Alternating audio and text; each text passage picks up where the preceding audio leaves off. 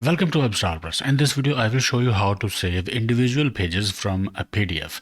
Open a PDF file in Google Chrome web browser. This is our PDF file. I will drag and drop this PDF file in web browser. Let's say I want the page 3 from this PDF file, this page. To do that, click print screen icon, this icon, or press Ctrl P from keyboard. It will open print screen window. Make sure Print to PDF is selected. Select Microsoft Print to PDF.